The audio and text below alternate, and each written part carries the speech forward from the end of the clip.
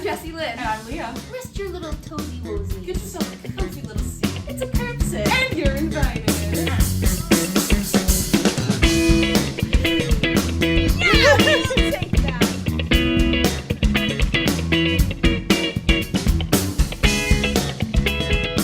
Boy, are we excited to tell you something. Today, we are joined by the spunkiest girl in the world. She's internationally renowned as an extremely funny girl with the voice of a belting angel. But you might also know her as Angela in The Office Off-Broadway, that girl on TikTok who looks really much like Kristen Bell. And of course, the internet's Sharpay. Yes. Welcome to the curb, Kayla Moore. Thank you. By my grammar, I went a little off script. I'm loving I that. liked it a lot. Pause. Spunky, that's like the filler word. That's my favorite word. Well, that's what I would describe you as. I love that. The spunkiest girl with the prettiest girl in the world. That's my favorite. Oh my god, what a team. And what are What's you? that? Oh, I don't know. Do you have any suggestions, Kayla, of what Leah is?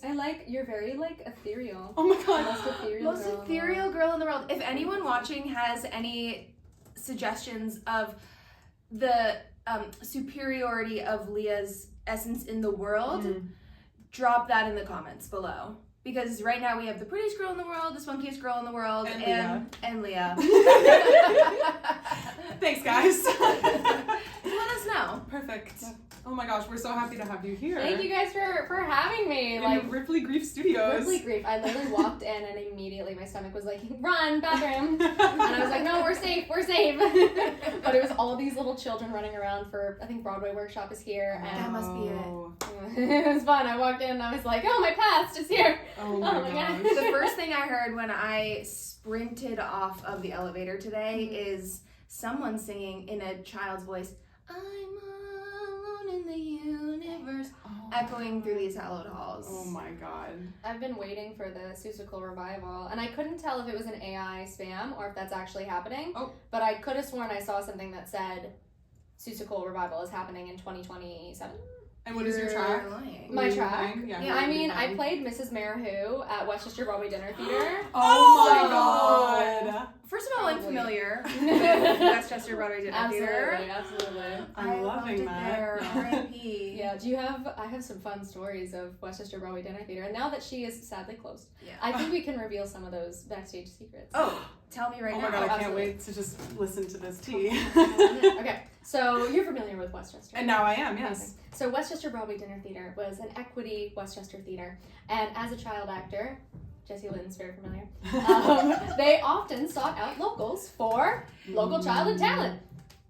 And in the backstage halls of this dinner theater, there were bags of these dinner rolls in the breezeway, and there were often little friends that would run through the breezeway with us, and they would get into the bags of the dinner rolls. You and mean- anytime, yeah, Like animal friends? like little furry friends. Okay, what year was this? This was like probably 2008, 2009. Okay, I was a little one. so by the time I was there, I never saw any friends. And I will say thank God. I don't think it would have gone well for me. I don't think it would have This gone was well. the early Booney days, so I wonder if they ended up figuring out some solution. But like the running joke within our friends and family was like, do not eat the dinner rolls because we have seen they're just in these giant trash bags in the breezeway, and like they could bite through the bags and stuff. And eat I didn't things. even see dinner rolls. Dinner rolls. They got cut Dinner after rolls. this Oh my experience. gosh. Oh wait, they didn't have the dinner rolls? No. They were like Well, famous I for didn't their s- dinner rolls, that they but- were just like, I mean, I didn't see them with my eyes. I never once saw a Westchester Broadway Theater dinner roll bag? Wow. No. Consider yourself. And I spent a lot of time backstage there and in the basement and underground. Wow. I loved that place. I loved it so much. Did you watch like the adult dynamics of like people just hooking up in the cast and seeing how like Or were messy? you the adult dynamic? Were you the adult dynamic? I was just reminded. So wait, you were there as a kid, but you were there as a professional human? Mhm. Okay. Oh my god, you were there as like a full blown adult. Yeah. I only have memories up until I think like 13 years old maybe. Oh my gosh, no, I was in Annie there. Oh, okay. I was the Amazing. star to be in Annie, brag. And so it was an interesting dynamic though because I was the youngest of the adults, like kind of by a lot. Mhm. There was like the children, and then there were 40. Oh my god, I'm sure looking back now, I was like, well, everyone's so much older than me. They're like 40 basically. I'm sure that they were like literally 25. You're like, they're 40. But I was like freshly 21, and so and so the dynamics were a little bit different just because like the nature of that show. But I did stick around and like would hang out up there for a while. I loved it there so much, and so I think it was different for the other shows too.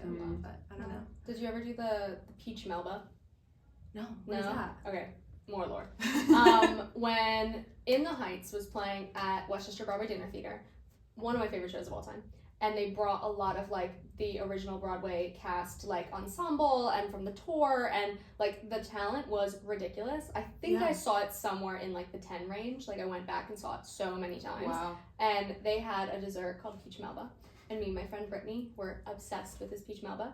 And there was one show where we were like kikiing with the waiters because we were, the childhood stars returning home. And they were like, great, how many do you want? And we just said, keep them coming. And I've never wanted them so fast. Oh my god. But I can see like the empty cups of like melted ice cream just lining the table like that episode in SpongeBob where he's like at the bar. He's like, woo!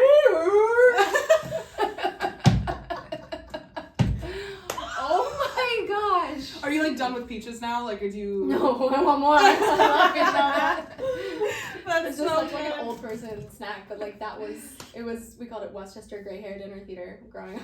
I mean, yeah. I love that. Yeah. But I love that she had a revamp, and it sounded like that was later in life. Like 2015 was when In the Heights was there. So that was summer 2017. Amazing. So yeah, they probably got their act together. And And then were they done after COVID? Was that when they? COVID was what took them down. That's so sad. sad. It was so sad. So mostly for me, it was sad. I mean, sad for the industry and the theater, of course, but mostly for me because you had gotten in there, you had a chance. Yeah, I had a chance. I took it for granted. I did not realize that my first job out of college would be like the best. That place was magical. It was great. It was awesome. Like getting to live in New York City and go to work like an hour north and get paid well and do a fun show with Broadway, like everyone else in the show was on Broadway, had multiple Broadway credits, and I was like, what am I? Yeah. Wow, I'm basically one of them. And then it was like just not ever the same. And you don't get that space anywhere else. Like the depth of that theater, it was like cavernous. Wow. It was like the stage was? Yeah, the backstage area, it was just stories high. Mm-hmm. Like the wing space was huge. Huge. It was a 3/4 thrust. The turntable, they had a turntable that also lifted and went back into the floor. That was my entrance for NYC. Yeah. Oh no. Now that I'm thinking about it, I popped up from like the orchestra part of this stage and then went back onto the like turning, lifting turntable. It was crazy. It was crazy. And then they had the rafters. My sister and I, our childhood group theater, that was one of the theaters that we'd rent out for like our 2 performances in a weekend for the show that we'd been rehearsing all semester. Yeah. And one of them that she did was Jesus Christ Superstar, and they utilized the upper rafters. And same with I think Les Mis, where people would like crawl through the rafters and then take the ladders down. Oh. It was one of the most insane theaters I've ever worked at, and like I'm so glad that it's just like a childhood memory. Mm-hmm. Oh my god, like let her stay there forever and always, and R.I.P. to a beautiful theater. Yeah. Wow. Support the arts. Seriously. All right, so we need to know, have you ever had a curb sit? Do you understand the concept of a curb sit?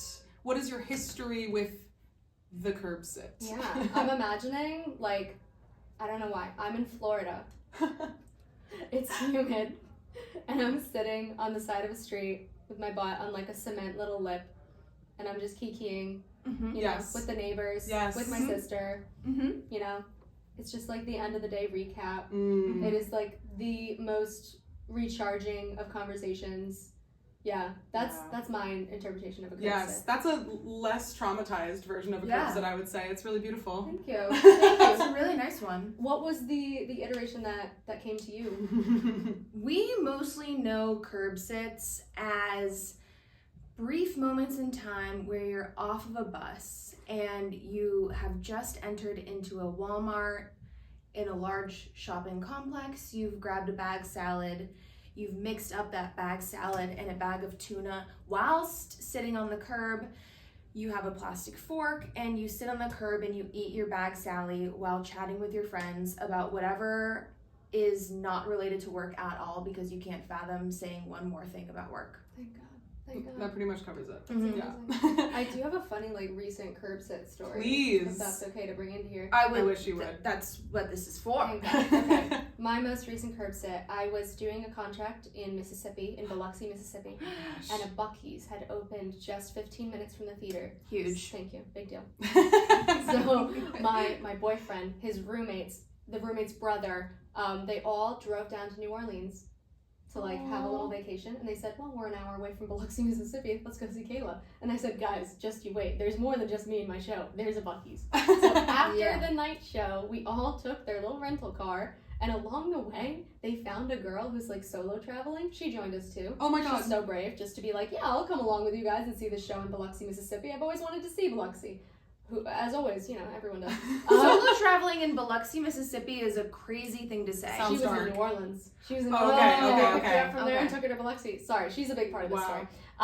No, I but love she's really interesting to me. So I'm like somebody doing that. I don't trust people enough. No. She was just super cool. So we're in the Buc-ee's. We get everything. I get the beaver nuggets. They get like the chicken sandwiches. I have gluten allergies, so I can't eat like the fried chicken sandwich, but that was like the big hype. So you get all of the Buc-ee's snacks. We take them to the back of this giant parking lot. There's not a single car to be seen in this brand new Buc-ee's. There's a big inflatable Buc-ee's. We all sit under him on the little curb and eat our snacks. It's probably 12:30 at night at this point. Like, we had a show that went until probably 10:30, 11 o'clock. And then we picked up my stuff and then we drove to the Buc-ee's. That sounds beautiful. So beautiful. That is a moment. We played like chicken. Like, I got on my boyfriend's shoulders at one point. We were just like fighting in the parking lot. Like, just a weird, wholesome teenage movie moment. Yes. That wouldn't have happened if it weren't for the curb sit. Yes. It's a refresh. I love Yes. that. Yeah.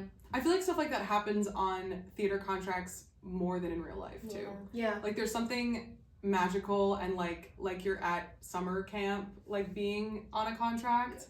Yeah, that's Agreed. such a unique experience, but that's awesome. I love a summer stock. You Yeah. were the Palace? Mm-hmm. Yeah. I grew up there. Oh, Mm. I Yeah. love New Hampshire. Oh my God! Don't even get me started. Live free or die, baby. Live free or motherfucking die! Yes! Oh She my knows, God. she gets it. I did 4 months, three to 4 months there. At the Palace or just in New Hampshire? At Jean's Playhouse from June to Yeah. September in 2023. Nice. It was So the beautiful. best. It was 4 I decorations. cannot wait to buy a house there I can't wait when either. I win the lottery. We will. Yeah.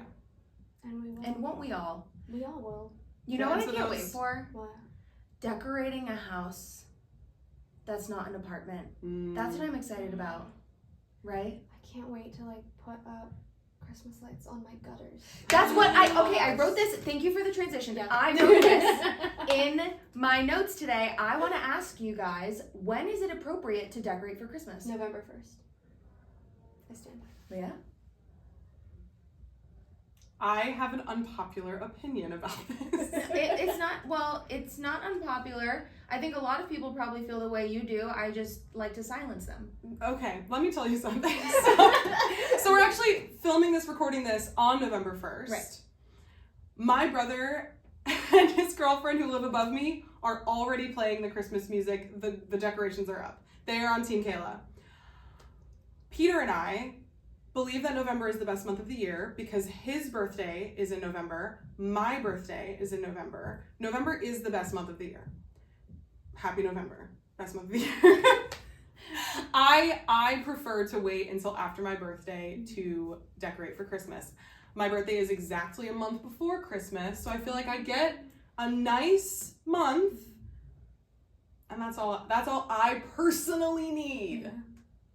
It's all I need. No, I think that's totally fair. Yeah. I feel bad. I feel like there's a difference though, because it's not like I'm not putting up the entire tub of decorations on November 1st. Yeah. I'm probably taking my little sparkly garland and maybe a string of lights, because why Yeah. not? It'll warm up the room. Mm. Maybe one of my candles that I save every year, like the Yeah. Target candle scents, the ones that are like the $1 mini boys. Oh, yes. Those are my favorites. Yes. And like I'll start putting those on the the counters and stuff, but not the Christmas tree is specifically the Friday after Thanksgiving in my family. Like, Okay. that is a big tradition. I love Is that. like, we all go pick out the tree, we bring it home, we decorate it.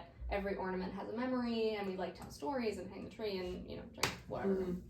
It's really beautiful. That's But nice. I feel So you ease in for November, and then you like Okay. ramp it up in December. Right, like Yeah. my jelly cat, we were talking about this Mhm. earlier. Like my Christmas tree jelly cat, that will go on the bed November 1st. Mhm. The throw blanket will be exchanged on November 1st. Yeah. Things like Okay. that. Yeah. But I'm gonna go gung ho, like the whole giant gallon tub of decorum Yeah. will slowly make its way out. By Thanksgiving, it will Yeah. likely be fully done. Okay. But it's a sprinkle. That's an interesting take too. It's the sprinkle that's a little interesting, I think. Where do you fall? Where do you fall? So I think fall is my favorite season. I love fall. And so I definitely like to relish in that a little bit, but I love Christmas. So I like to keep it a little bit fall, although my Christmas spirit creeps in starting November 1st. So I think I like the little itch. I'm like it's getting Christmassy. Yeah. So I think I'm just kind of like edging Christmas. That's exactly it. That's exactly it. You have to tease her, or else you're gonna get tired I'm of her. teasing with Christmas. Slow burn but, Christmas. I love it. but I'm keeping it fall for the next few weeks. And then what I did last year, which I loved, I don't usually go home for Thanksgiving because it's not that huge of a deal in my family, and I go home the week after. It's a whole thing. I'm home a lot in December, so I'm not going home for Thanksgiving. So instead, on Thanksgiving, I spend the day decorating for Christmas, and then Ryan and I went out for a Thanksgiving meal at our local Irish pub that I love. And that was so fun to me. And we got the tree and we did the whole thing. And so I think I'm going to keep that tradition going, is like decorating for Christmas on Thanksgiving. That's so I love that. Yeah, and I'm doing it all at once. Like everything out of the bins all at once. Like that day it's like transition. Like So Christmas karaoke playing on the speaker. Oh, It's yeah. right. it's an It's emotional like- edging. It's not with, You know. accessories. I feel like Edging with my ornaments. Thanksgiving is like my favorite holiday. So I feel like I similarly, I like to give fall its moment. I like to give Thanksgiving its moment. And yeah, like I really like to relish in fall as well. So I definitely identify with that. Thanksgiving means nothing to me, but it's like the crispness in the air. Yeah. And like just like the vibes. Yeah. I just like the season. Yeah. Totally. I love the fanfare. I'm here for like me and capitalism. I love an excuse to buy something because it's the only time of the year that I'm allowed to wear it, use it, like give me a limited edition, you know? One thing that Kayla Moore loves is capitalism. You heard it here first on Curbsit. I do. I think I've put it somewhere on the internet before, so I don't think it's a secret. I saw a meme that was like, do you know the it's like a moon meme, and it's like, God, I'm so like sad, like it must be the moon, and then the moon is whispering, no, it's capitalism. Oh my Capitalism and me. Oh my god. We've been through it. We've been through a lot, And we still will. I will, and I'll continue to do so. Thank you. She brings me a lot of joy. But we were talking about Christmas contracts right before we started this. You've done Christmas Carol? Mm-hmm. Yeah. Yes. 1,000 times. Yeah. We're talking about like the joy and the pitfalls of a Christmas contract. Like so much joy, so much Christmas.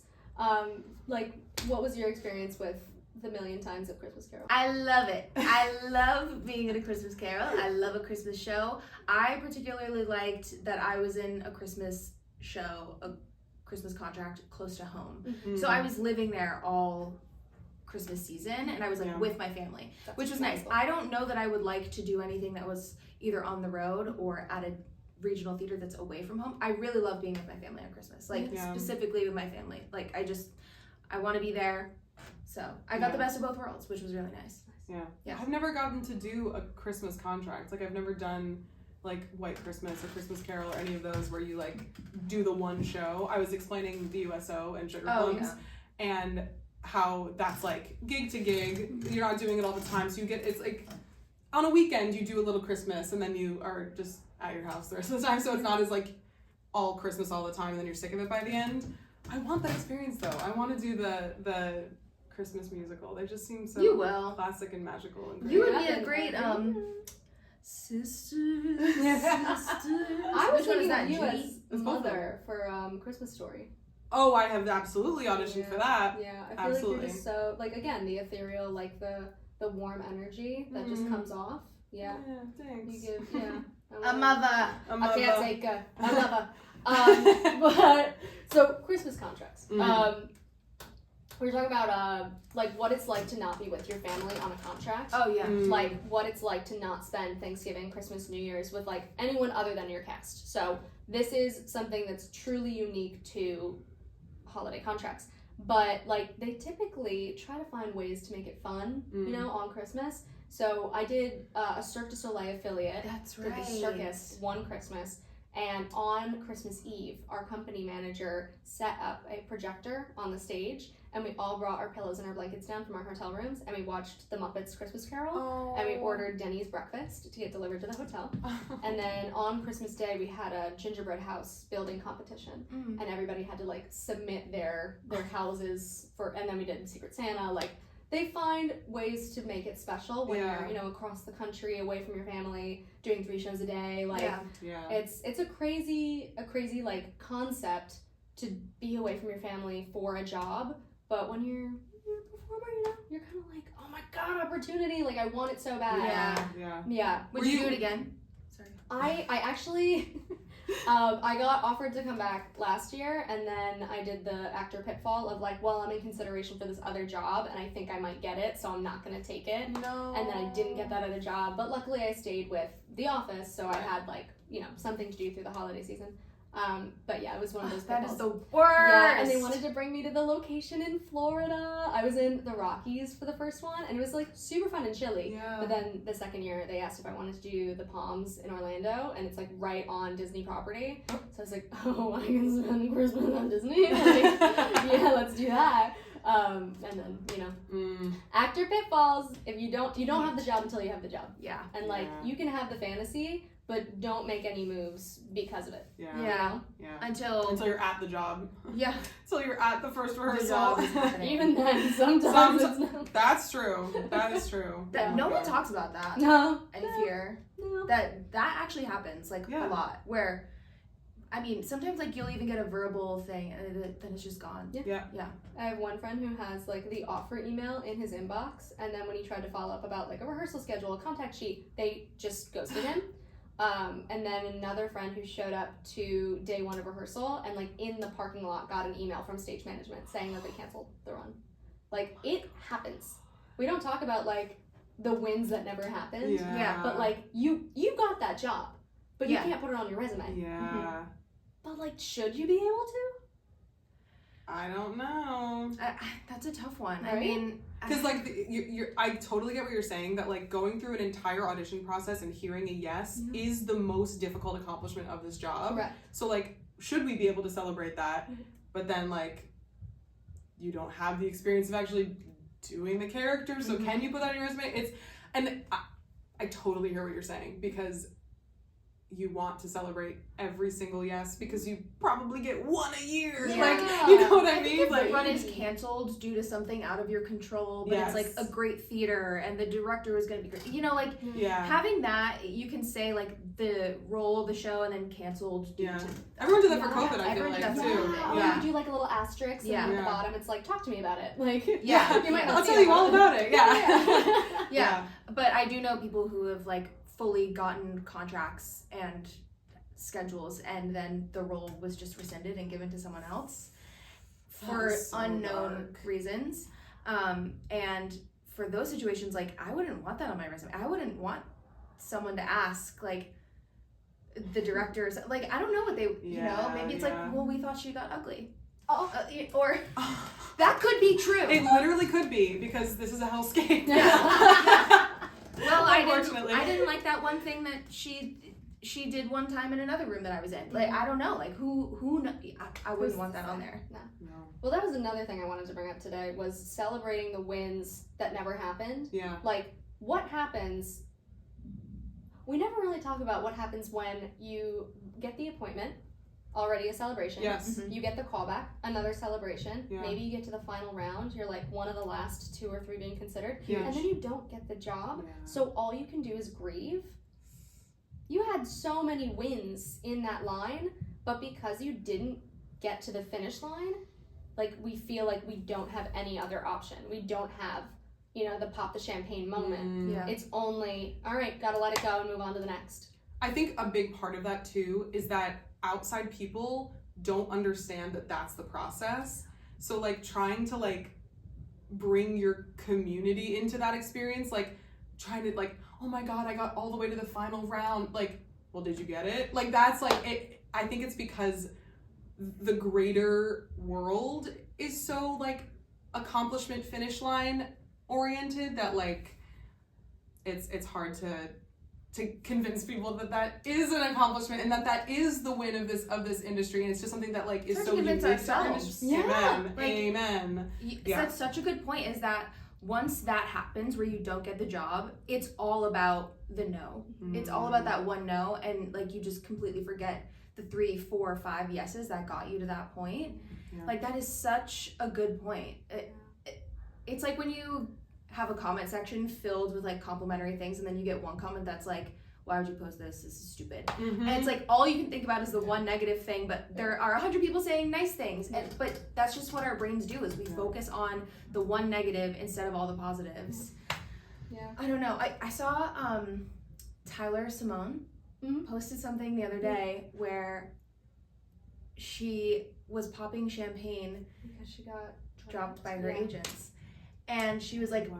I've decided to celebrate redirection. And And I just got chills. Yeah. I got chills when I watched it. I was like, oh my God, like that is the energy that I need to see, that I need to adapt and like incorporate into my own life. And that's such a good point. Like what a great time to do that. I've been talking for 5 minutes and I'll keep going. I have this one bottle of champagne. Yes, we all have the bottle of champagne. I have a bottle of Yes. champagne that my best friend gave me when I booked my first equity contract. That gave me my equity card. Hell yeah. Aw. What was that contract? It was The Perfect Game, a slam dunk musical, a musical about the invention of basketball. Ever heard of I it? didn't know it. I'm so sorry. It's not your favorite show? I'm Yeah, so yeah. sorry. I should have assumed. Sorry. I'm the biggest fan. but Actually, you- Peter's the biggest fan. You might be thrilled to know that that was almost exactly 2 years ago. And I said, oh my gosh, she gave me this bottle of champagne. I'm going to pop it when I've booked my next. And it is unopened. And it makes me sad when I look at it all the time. And I'm like, do I just open it for one of the many other things that I'm so fucking proud of in my Yes. life? Or do now I save it because like it'll mean even more? You know what I mean? It's these kind of internal struggles that I don't think people who work in any other industry have to like deal with. Yes. And I think the thing at the top of all of this, as a huge umbrella over this concept and this podcast, is that why do we feel like we have to ascribe so much meaning to our career accomplishments? Like it's so unique to theater that it feels so tied to identity, because our job requires us, I'm getting emotional, to be so vulnerable that like we do think that it has to do with who we are, and it's like, well, I have to celebrate my career accomplishments. Why can't we pop champagne for like, you found the hutch that you love in your house? You love that hutch. I love that fucking hutch.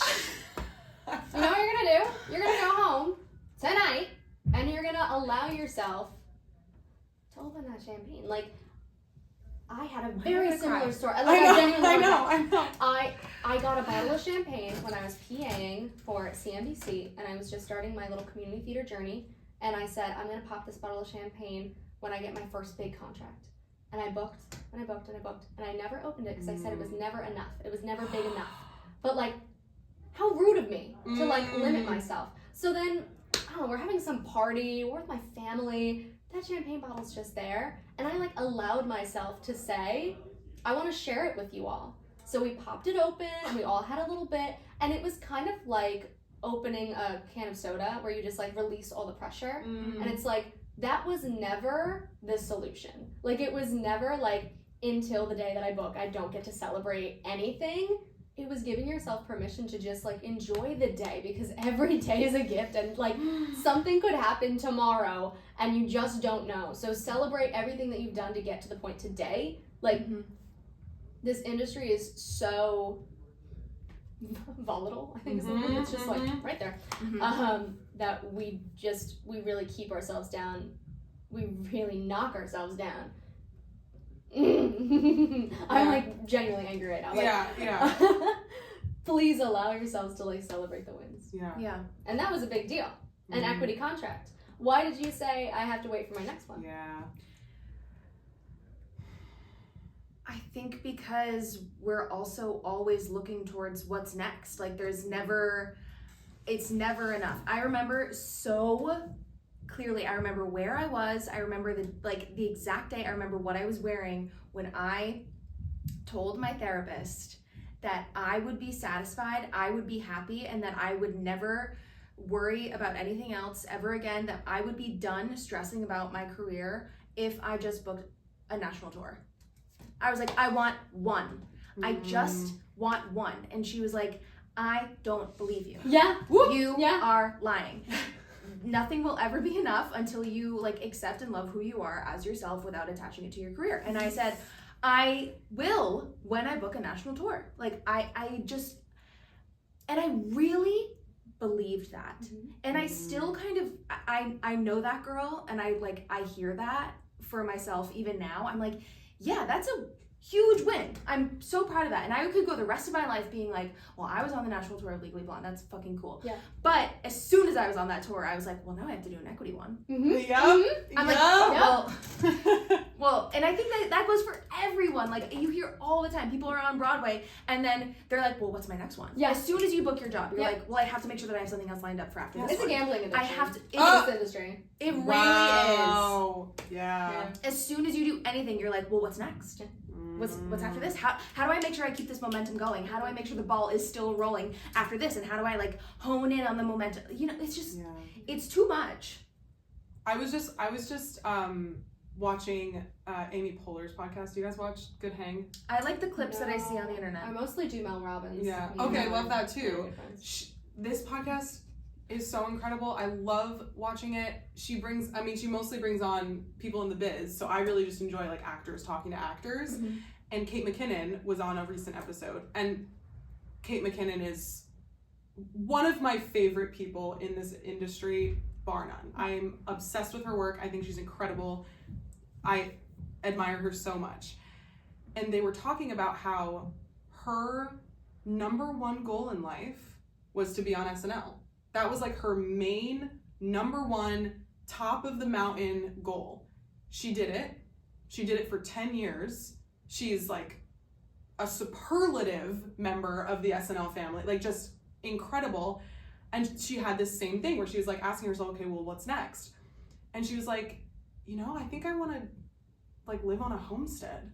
Like, she was like, that's what's next. Yeah. And I was just like, I needed to hear that. I needed to like, she is privileged, obviously, and she can just decide to go change her entire lifestyle. Okay, fine. But like, just the freedom to want something else. And to just like be confident in that, and like she's living her best life, woodworking and foraging in the forest and like making I don't even know what, like, and that and I think about that and I'm like, would I be happy just like going to the homestead? And I was like, well, not until I do X, Y, and Z. Right. And I literally can't get myself like, it's like I want all sorts of things that I'm like not letting myself have until. Why are we such bullies to ourselves? Why? What have we done? Why? Close to book. You know? Yeah. What are we doing? What are we doing? And I love that, people probably come here for guidance and we're like, don't worry, we're right there with you. Yes. Like, exactly. There is no true answer. It is just like making sure that you're going inside yourself and double checking like who you are away from your career. Yeah. And I love this book called The Artist's Way. And whenever I'm feeling a little lost, insecure, what have you, I will open up that book and they have little like tests that you have to take at the end of the chapter, Mm. and it'll give you a prompt. It'll say, money means this to me, or like, if I could do anything in the world, I would do these 10 things. Mm. And it has you, really just gut punched at some point, because like you don't ask yourself those questions anymore. Mm. These kids on the internet love them because they ask the questions that we don't ask ourselves anymore. Mm. What's your favorite show? I don't know, I'm not thinking about that. I'm thinking about what's the next show I'm auditioning for. I'm gonna obsess over that. True. What the hell? I want to enjoy life. I want to enjoy obsessing over, roles that I dream of. I don't dream that much anymore. I'm just figuring out what's on Playbill. 100%. Wait, that is so true. Let's talk about the things that we dream for our lives that are not career related. Love. What are the things? What are your dreams, goals, things for your for your life that are completely not career related? Totally. I love traveling. Mm. My boyfriend and I every year set aside like 3 weeks just to go see the world, and we stay in these really questionable Airbnbs across Europe, and it's so fun. And we have seen so many different types of cultures, and I've learned about different food.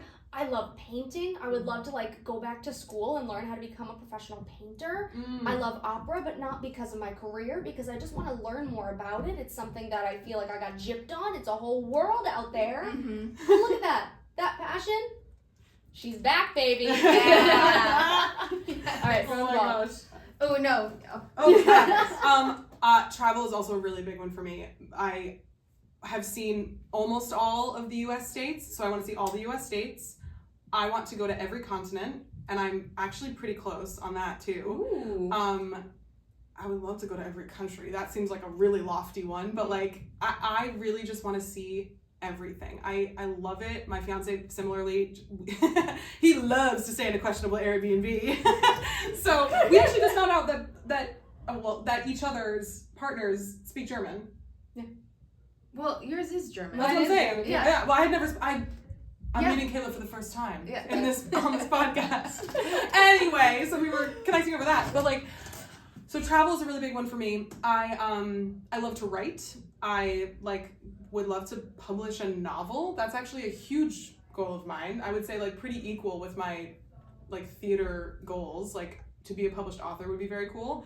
And what else? Oh, I love food and cooking. That's like, I want to just like cook everything. Hell yeah. I wanted to be cake boss when I was a kid. Oh, yes. Oh, I love baking. New Jersey I'm zone. allergic to everything, but I love baking. Oh my Oh god. my god. I That's thought I so wanted to be good. a pastry chef. I applied to pastry chef school in high school. They What? told me no because I have too many allergies. What? That was one of my like mini pipe dreams in high school. Okay, my turn. Yes, it's your turn. I want to be a mom.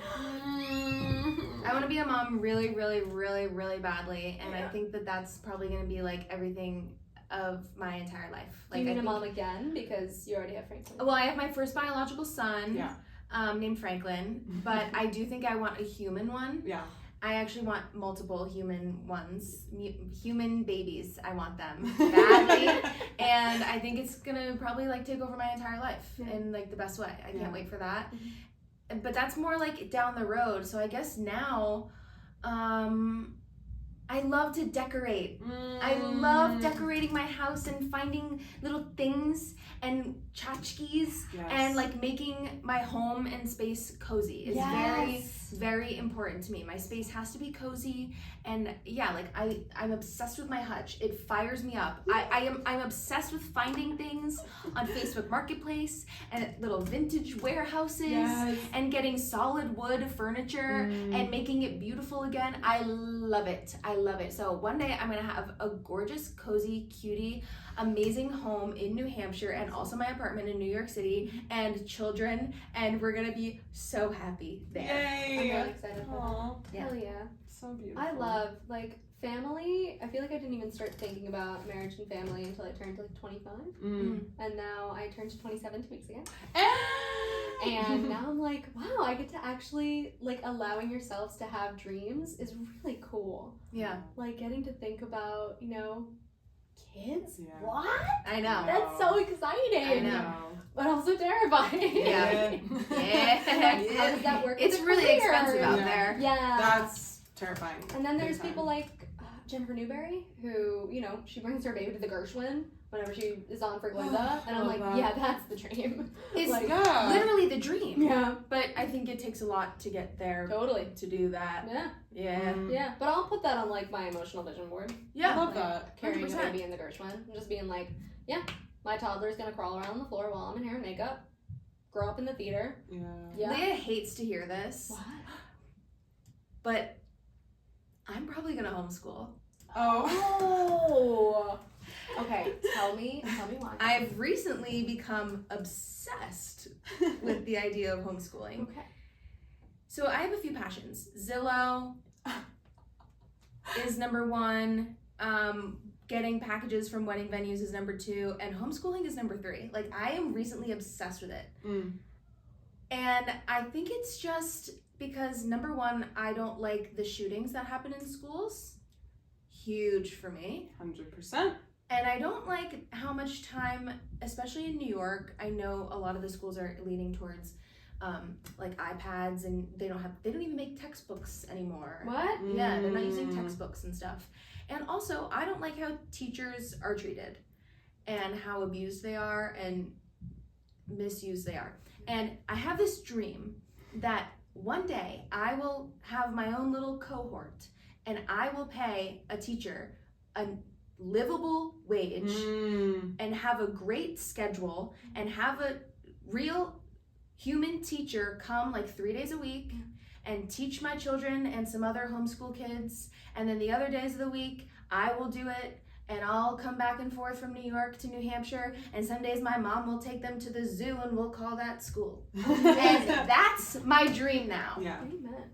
It kind of sounds like you need to build your own form of like, not a school, but like something along the lines of like a coveted institution for people who are like you, who are like, I'm not sending my child to a public school or a private school. Like, they are going to like a Montessori. It's giving that. It's giving giving that. Montessori, Yeah. but I think it's more like, based on my research, it's more like a private school. Yeah. Like, you can file as a private school. Yeah. But I think, I mean, my mom was a teacher, my grandparents were all teachers. I respect teachers in this country. I don't think that their job should be taken away. I think that their job should be made easier, not with AI. And I just am scared of where it's going, and I also think that it would be so fun. I just think it would be fun.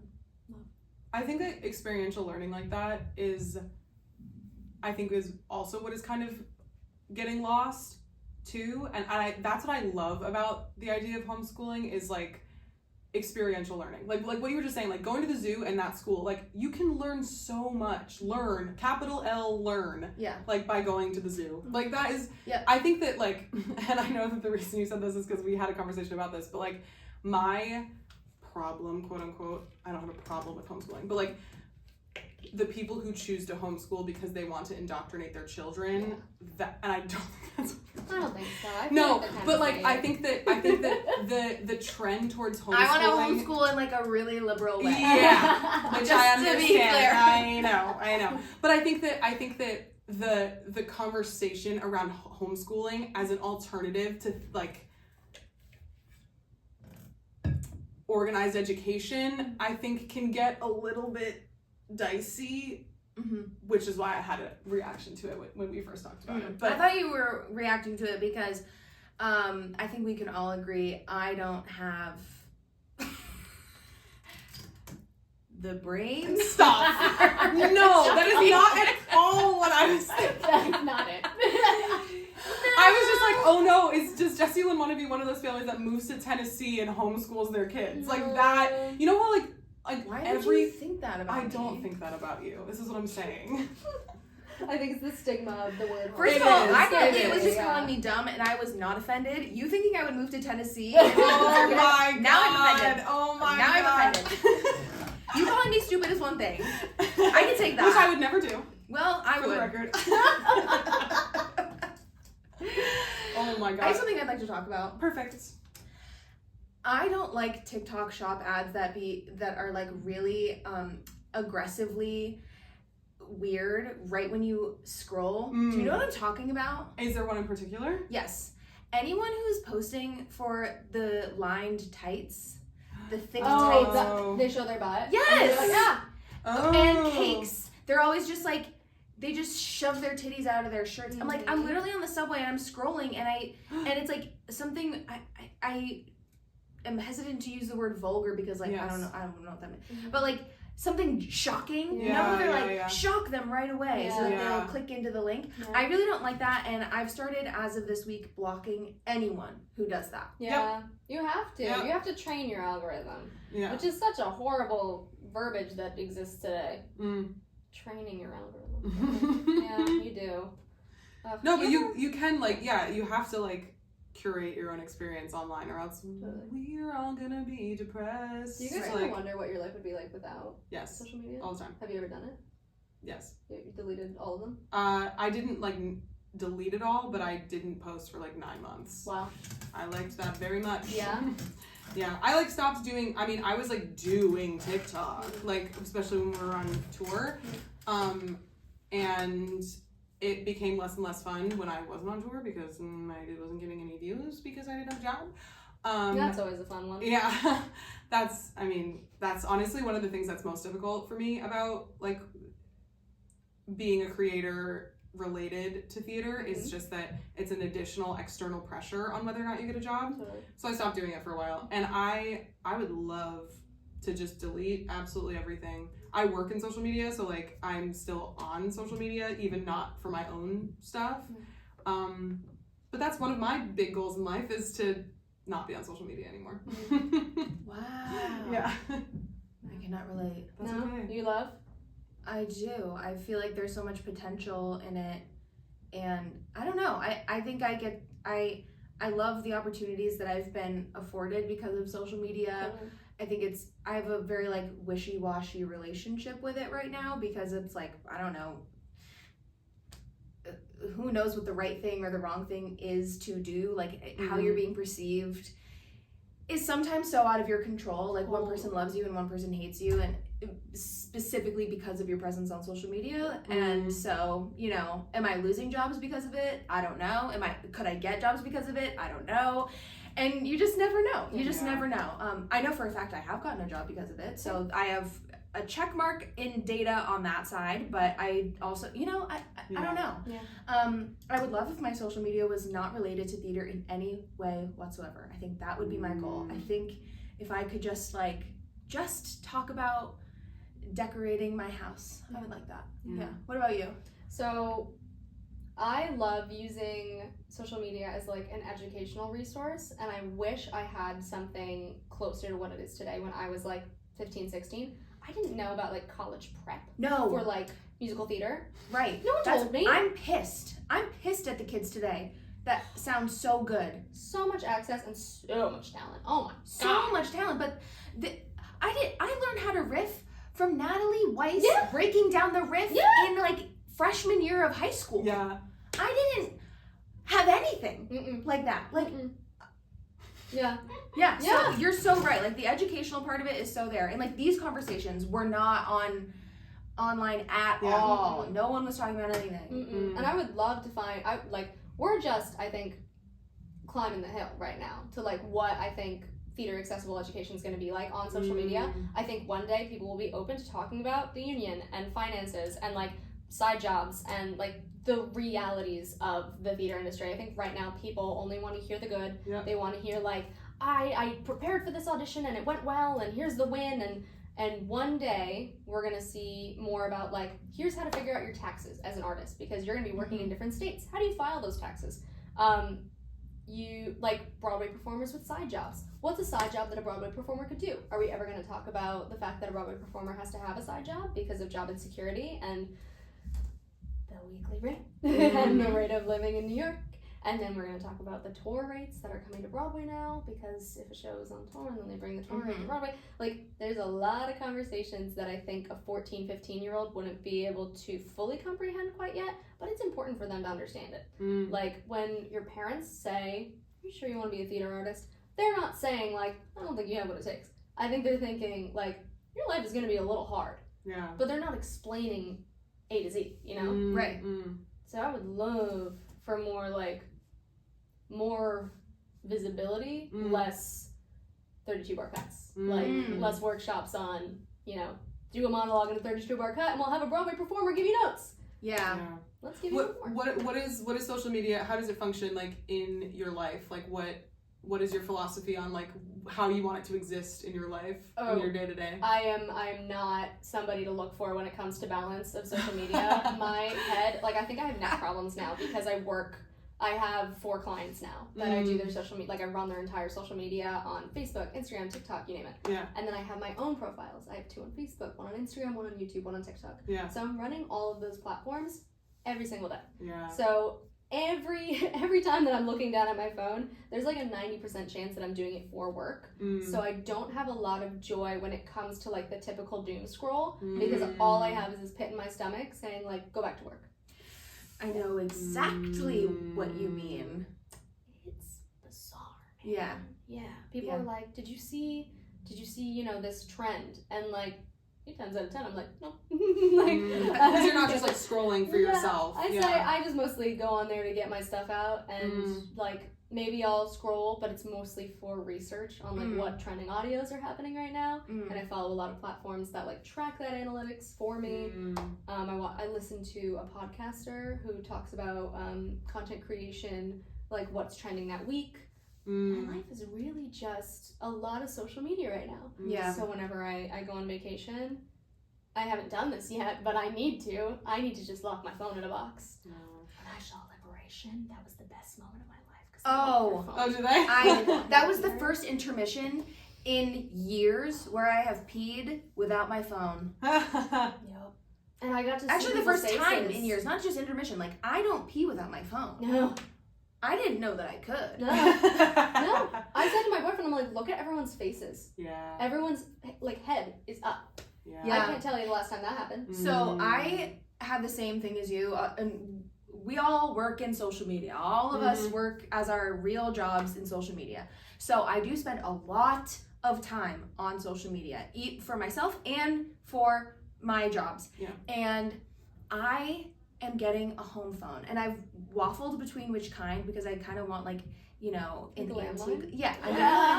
But I found one where you can connect your real phone to the home phone and just like it's like Bluetooth, so it sends all of your calls to the home phone. So when I get home at night, I'm going to put away my phone, like actually put it away in a drawer, and just all calls will go to the home phone. And so if my family or someone needs me and they call me, it'll go to that phone, but I won't be on my cell phone. Yeah, I have phone limitations. I have screen time limitations. Those mean nothing to me. Really? Tell me. I just click them away. No. Oh, I don't like lock my phone. I 30 minutes after I wake up and 30 minutes before I go to bed, I don't allow myself to touch my phone. I put it in another You have room. self-control. No, I have a boyfriend who will make fun of me if I can't be away from my phone for 30 minutes before bed. No. And he'll be like, really? We need to talk about that. Yeah, Ryan's been trying to talk to me about that for 5.5 years. We can keep talking. You're like, I need a landline. I need a landline and I need a locked drawer. I'm not kidding. I believe you. I You need need a locked drawer for your hutch. You need to There you go. Yes. I'm a genius. There you go. So it's in a loving place for you. Yeah. He can install the lock. He will have the key. I don't like to leave a man in charge. She said, and this is why we homeschool. And this is what we can teach them in the cohort. And yet here we are in the Broadway community. Oh my God. In my cohort, we learned that girls hold the keys. Yeah. Amen. That's all you need to know. That's all you need to know. I pray that you have daughters, and I pray that they all hold the key. Yeah, they will. They will. They will. We need more women like you in this life. And I will second that. Yeah, you. I'll die on that hill. Thank you. I wish, I think about my self-confidence sometimes and genuinely think, Jessie Lynn wouldn't let this slide. Jessie Lynn would fucking stand up to herself right now. You are one of those people who, scares me a little bit. How much you are confident, and I wish I had that. It's scares fake. me in a good way. It's fake. What do you mean? Don't tell me that. Don't ruin the facade. No, for me. this is You're brilliant. I love it. It's so inspiring. This is my life's motto, okay? This is, spoiler alert, the title of my 54 Below show is called The Prettiest Girl in the World. Of course. And her extremely pretty friends. Oh, so cute. But I call myself the prettiest girl in the world. It started as like a bit, and so like just being funny. The more that I called myself the prettiest girl in the world, like I walked in today and you said, "Oh, and we have the prettiest girl in the world." Like that's how people refer to me. That's how people know me as. And whether it's a joke or not, multiple times a day, I'm hearing that I'm the prettiest girl in the world. Yeah. I have faked it enough that it's real. It has become a real thing. Yeah. So the more that I am confident being in a fake way, the better I feel in a real way. It's like that, the science of when you put the pencil in your mouth and you force yourself to smile after you take the pencil out, you're smiling more and you feel better. Like if you smile more, you feel better. When I get Botox in my 11 lines and I can't frown, I feel better. That's a real, like, there's a scientific study about that. Like, when you physically can't frown, you feel better. It's just, it's all faking it till you make it. And so even if it's fake, it becomes real. But yeah, that's my hot take, is that, like, even if I seem really confident, sometimes I'm absolutely not, and I'm just putting on, and then then it's real. Wow. So I just need to pretend more. Maybe I should be. I guess maybe what you can say to yourself, if you're ever like, Jessie Lynn wouldn't put up with this shit from myself. Yeah. You can say, I mean, that's true, but you would say Jessie Lynn would still feel really bad about herself, and then say, grow up, do something about it, and fake it. Walk outside and put a smile on and make everyone think that you're feeling amazing, and then you will feel amazing. That's truth. Wow. There you go. Yeah. Just lie. That's it, Everyone. That's his industry. Shall we move on to our waffles? Yeah, we should. Ooh, what's a waffle? Okay, so Waffle Wednesdays Ooh. are when it's like, I think it comes from Parks and Rec, that like you're like getting a cute little and a girl on waffle. TikTok. And then yes, a girl on TikTok does this thing with her friends where on Wednesdays they all send a video in their group chat, basically like catching up on their lives. They're Waffle Wednesdays. So we do that in our friend group, but we also do it on the podcast, which gets released on Wednesdays. So we want to know, what are just like the little things going on in your life? Like, what's the update? What's the latest? What are you up to this week? What'd you do this weekend? What are you doing next weekend? Like, what's going on? Thank you. Yeah. Little things in your life. Little last things. week. Little things. All right. So 2 weeks ago it was my birthday. So last week was kind of like the gaggle crowd of like the fizzing out of the birthday. So like little party with this group, decorating the apartment, and like taking down the decorations in the apartment. Prepping for, I have a really big audition next week.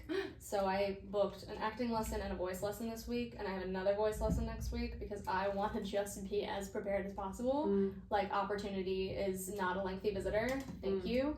We are going to be as prepared as possible. And I'm producing my first 54 Below cabaret. Oh my goodness! I'm doing, with the Office musical parody, we are doing a holiday cabaret. We were all out as a cast one night and curated this terrifying idea of what would happen if Dunder Mifflin had a talent show. Like, what would every character perform? This so it's like is a so weird fun. meta night. Yeah. And we're gonna do kind of like a cruise ship show where there's gonna be like raffles and trivia and like happy holidays, and it's like right before Christmas. Are you gonna be your characters? Yeah, so we're all gonna be like an homage to our characters. Oh my and God. like, I'll tell you, like, I'm doing Angela, and we have a fake dead Sprinkles cat puppet, and I'm singing Memory Oh my! with the dead cat Sprinkles. We have to go. We have to go. We're going. We're going. We're going. We're going. Oh, We're going. Do something else. Oh my But, God! yeah, Wow. it's been crazy coming up with like how much it takes to produce a cabaret in New York City, let alone at 54 Below. Oh my God! Like, I'm a producer. Me and my 30 hats. You know, we're writing the show, we're scheduling the rehearsals. That has been the life. Like, lot of prep. Yeah. That's so exciting! I love that. Yeah. Good waffle. Thank you. Yeah, Good that's a really waffle. good one. Yeah. Do you want to go next? Sure. Mine is an upcoming waffle. Not too much has been going on this last week, I think. So, except I got stuck in the rain really bad and my pants got really wet. I didn't like that. But other than that, I'm going to Mohonk Mountain House this weekend. love Mohonk. Have you been? Yeah, many times. Love Mohonk. Are you staying there? I'm staying there for a couple nights. You have to do the high tea. Ooh. The tea at 4. Oh, okay. Oh my God. Oh, I did request to schedule that with Ryan. Yes. It was my. I did put the back on. Yes. Thank you for reminding me. It's my birthday gift from him. Oh, yeah, that is a good gift. I've wanted to go for so long. Literally, when I texted one of my old roommates about it, she was like, I follow them on Instagram because of how much you would talk about it in the apartment. Like, I have wanted to go there for forever. And so he surprised me with a trip. And so we're going this weekend. And I'm very, very excited for it. This sweater I actually got from Nuuly for the trip specifically. But I only have a month with it. And so I got to get the use out of it. So I'm wearing it today. Totally. Perfect. I do want to talk to you more about Nuuly. Obsessed with you and Nuuly. And Mohawk is fantastic. You're going to do the tower hike. You're going to ride a horse. You're going to, I don't know if the lake is open. I'm not going to ride a horse because it's actually really expensive. Oh, okay. Never mind. You're not going to ride a horse. You can do like the paddleboard, kayaking. We're doing a leisure hike. We're doing the tower hike. We're doing a guided crystal meditation. I think I might be doing that on my own while Ryan is not there. While Ryan is elsewhere, perhaps. Are you going to have a Oh car? my god. Yes. You can also drive into New Paltz. They have Water Street. Do you know what That Water is Street? on Okay, my. We're going there on our day home, on our way home, Okay. so that we can spend as much time there as Aw. I want. Thank God. That's so nice. SUNY There's, New like- Paltz. I went there for a year. Really? Love it. Yeah, I have so many recommendations. I can. Yeah. Please, yeah. Chaka Melissa went to Mohonk in the 90s, back when it wasn't bougie. What? Yes. I think my mom was pregnant with me, and they went there. Oh my god. I actually looked into it as a wedding venue. It's so fucking expensive. It Yeah. is. That place is ridiculous. Scary. The only reason I rode horses was I went there for my 8th grade graduation with my friend and her mom, Aw. and I didn't understand the concept of money at the time. I was 15, and she just, took us there. But now I go there to hike, and you can just get a day pass to park in the parking lot, and you can go hike. That's nice. That's Very awesome. cool. I'm very excited. It's very beautiful. Very excited. Hey. You'll hear all about it next week. Yes. Wait, perfect. What's yours? I am doing like a whole day in the city with Peter today. So Is that why you're looking so gorginta? you could say. You could say so. And for this podcast, I like to look cute in the pod. Yeah, you do. So we're seeing Operation Mincemeat tonight. I'm so excited. Have you seen it? Yeah. Okay, I just listened to it for the first time last weekend and became obsessed, and I was like, we need tickets right now. So I'm just really excited to see it. I think I'm gonna love it. I worked on it in a callback class, and I can't stop thinking about it. So Wait, I gotta see it. It's so great. One of my Yes. favorite See that. performances on Broadway this year. I don't want to ruin it. Go see it and then we'll chat. Yeah. But that is one of my there's a really special moment in there that has lived. I have a very deep in guess. me. I have a guess for what it might be. So Oh, I gotta see it. I'm excited. God bless you. Thank you. Who's that? Okay, and then the last thing we do is talk about the things in your life that are bringing you joy that have absolutely nothing to do with your career. I have one if you want me to start. Yeah, I Go didn't for think it. Okay. about it. Which is sad. So last night, today is again November 1st, so last night was Halloween, and I went to Masquerade. Oh my god, you It's looked looking- so good. That dress. Newly. Read the runway. Even better. Well, yeah, because I picked out my whole Nuuly before knowing that I was gonna go to this. Oh my god. And so I was like, what the heck? I have to wear a gown. And but I just had to figure it out. And so I found this on Read the Runway. I ended up loving the look. You look I had so good. so much fun. It was the coolest thing I've ever seen, I've ever been to. I think it was like one of the top theatrical experiences of my life. I think it was amazing. I didn't see Sleep No More, so people are saying that it's like kind of similar to that, but it just was technically stunning. Everything was stunning. It was beautiful, incredible. I loved everything about it so much, and it was the Halloween party, and so we were there late at night, like in our masquerade masks, and there was a DJ, and it was just felt very like cool and classy. And when we got home, Ryan was talking about like, so this was our 5th or 6th Halloween together, and we've never once ever gone out for Halloween. We've never done anything for Halloween ever. And for like this to be our first thing, it felt very in my 30s. Yeah. Ooh, I love that. Because in my later 20s, I was like, oh, I don't really want to do anything for Halloween because I guess I don't want to like go out. You know, like I used to go out and like be a dumb slut and like be belligerent in the streets. And I miss those days, but I'm not doing those days anymore. Yeah. And so but now I'm like, wait, the fact that I like did this thing that was so cool and that like we have the money to go to and do, and like, this is my life. Oh, I'm so sorry. We'll be done 1 minute. So sorry. Just keep going. We gotta finish it. It was very cool, and it felt very like in my 30s, and I'm just glad to be in my 30s, and I'm glad to be out of my 20s. That's it. Okay, we're gonna do the speediest one for me and Kayla. Mine is that Peter and I are making a lot of pizza dough, and we're making it from scratch, and it's very delicious. Love. I went back to therapy. Yes! Perfect! Thank you for being on Curb Set. We love you. This was so